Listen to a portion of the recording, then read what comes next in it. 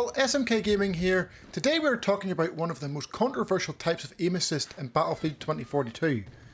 That is the snap aim assist, or rotational aim assist as it was previously known in some past Battlefield games. This type of aim assist has been described as cheating and illegal aimbot and is so controversial because it assists players in finding their target.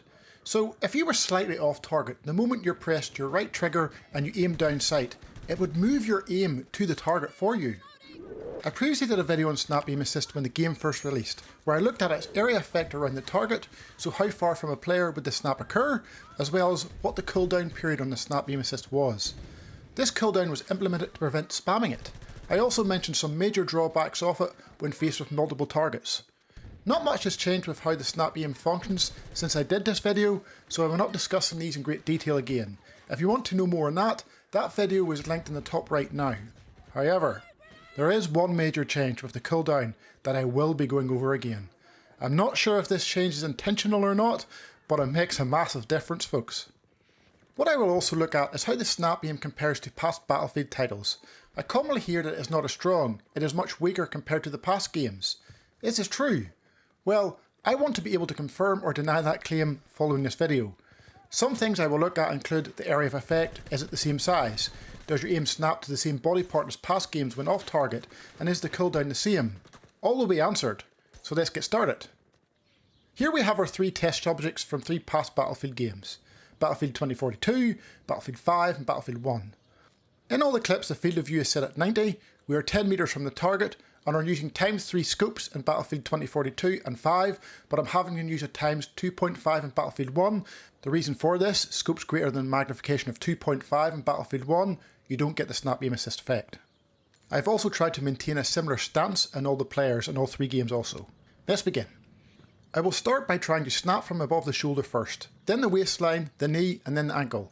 Following that I will then focus on the head, both above the head and to the side of the head to see the area of effect.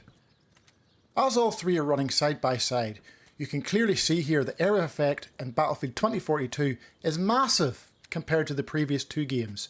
There really is no comparison here, folks. It's at least 4 times the distance from the target. Second largest area of effect is BF1, then closely followed by BF5. There isn't much difference between these two. Snap locations were very similar. In 2042 and BF1, they snapped to the upper arm shoulder area, whereas in Battlefield 5 it was the elbow. All were very close to the chest. Here are still images of the snap distance. I wasn't expecting such a difference if I'm honest with you. It has really surprised me. When moving on to the waistline, the same thing. The snap distance in 2042 is far greater than the previous two games. Battlefield 1's snap distance looks slightly greater than that of Battlefield 5's again. You may also have noticed that there is differences in the snap locations. In 2042 and Battlefield 5 it was consistently the waistline. In Battlefield 1 however, it was far more inconsistent and tended to snap to either the waistline, the arm shoulder area or the thigh. With 2042 and Battlefield 5 consistently being the waistline, this is quite significant as the waistline would have dealt more damage compared to a snap to the thigh or arm, which we got more often in Battlefield 1. Moving down to the knee area, all three consistently snapped to the thigh. 2042's area of effect was once again the largest, with Battlefield 1 the second and Battlefield 5 the third. It is evident that a pattern is now beginning to form, but we still have the ankle and head area to go. The snap location outside the ankle area was different in all clips. In 2042 it snapped to the ankle lower leg, in Battlefield 5 it snapped to the thigh every time, and in Battlefield 1 it was the foot every single time. In this instance it would have been Battlefield 5 that would have dealt the most damage, but it is hard to see past the size of that area of effect of 2042 once again. It is so much larger than that of Battlefield 5 and 1. I've put some lines on screen now to indicate where the snap occurred down the right hand side of each player. It is greater in 2042 in all areas, with Battlefield 1 second, closely followed by Battlefield 5. So why such an increase compared to the previous games? I believe this reason to be twofold. Firstly, PC players and crossplay. They want console players to feel they are able to compete with PC players. If a console player is going into a gunfight with a PC player and dies over and over again whilst doing 0 damage to them, how do you think that makes them feel? What if they felt they weren't even quick enough to get their crosshair on said PC player, let alone kill them? How would they feel? Despair? Frustration? Annoyance? What are they then likely to do? I wish I could say increased desire to improve, but sadly no. They are likely to give up and leave the game for good. Developers don't want this. But what if these players were able to do 25 to 50% damage to the PC player before dying to them? It gives the players that impression they had a chance to compete, especially if that player died shortly after the engagement. They would have felt that they contributed towards their death and got an assist for it. DICE developers clearly feel that Snapbeam gives console players that opportunity, with the area effect being so large. What was one of Battlefield 5's biggest problems in regards to new players? They struggled and they were leaving the game soon after starting it. They didn't feel they had a chance in gunfights. They were dying so quickly. Well, look at the snap area effect again. The evidence points to a weaker snap beam in Battlefield 5 compared to its predecessor, Battlefield 1.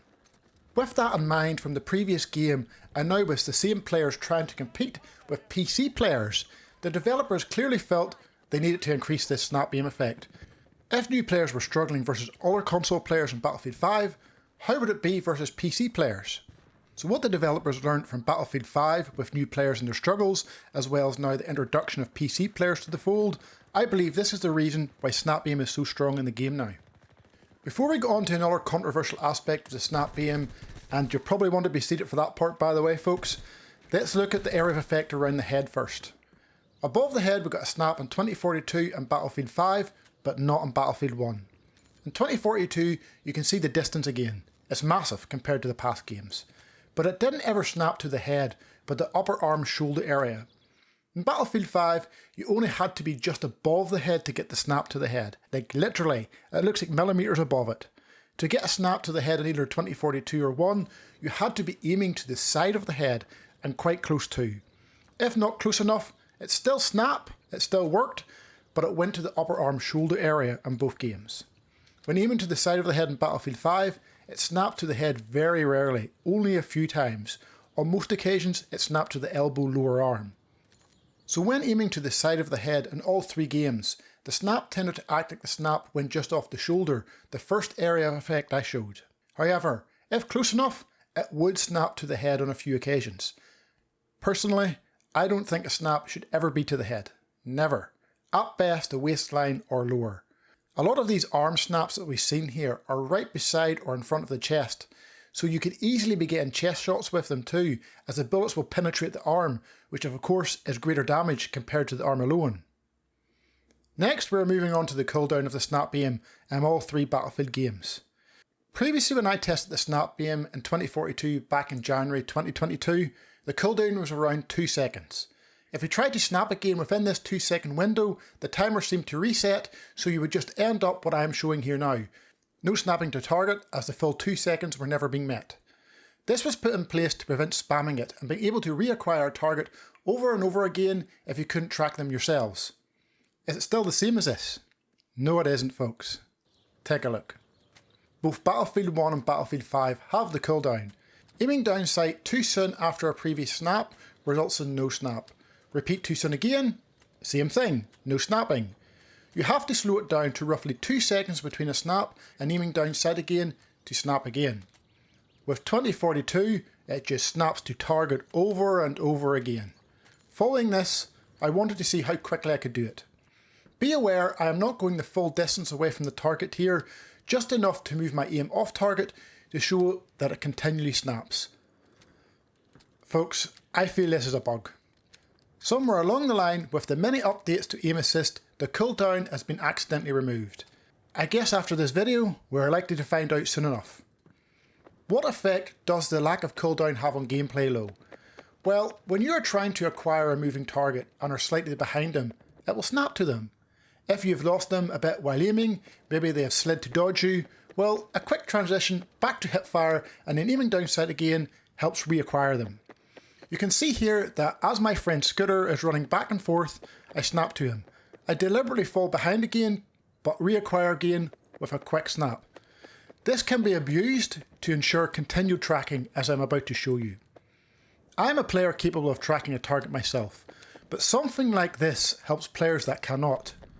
If you played Battlefield 1 at the beginning of the game, you remember the memes about this exact same thing before they end up nerfing it. This continued transition between hipfire and ADS to snap to target. I can understand the rationale for snap beaming being in the game, to help players. but I will never agree with your aim being moved for an online multiplayer FPS game, let alone the strength of the snap aim demonstrated here in 2042. Not even Call of Duty has this. Yes, its tracking of players and auto-rotation is insanely strong, but it doesn't snap your aim to target. This needs toned down, folks, at least to Battlefield 1, Battlefield 5 levels. Assisting and helping controller players is all good, yes, but this is too much. Remember, we as console players already have reduced recoil compared to PC players, and then also that slowdown sticky aim assist. Personally, I play with snap aim turned off, so that's why I've never noticed this until now. I just wanted to address the question, is it weaker compared to past games? Absolutely not. It is way stronger, folks. I think I've demonstrated this here. You can easily go into a bot server and try it out for yourself against opposition where you have time to test, or use a friend. I hope you found this video useful and informative. You may not have liked its contents, folks, but please be kind to each other in the comment section below. And just don't thumbs down the video because you didn't like this. I'm just trying to get this information out there. Please like up the video as it does help promote it and bring awareness about the game and how it works. I have one more video on aim assist to do, and then that'll be the end of the series with that one. Thank you for watching, folks. Take care all, and I'll see you again in the next one.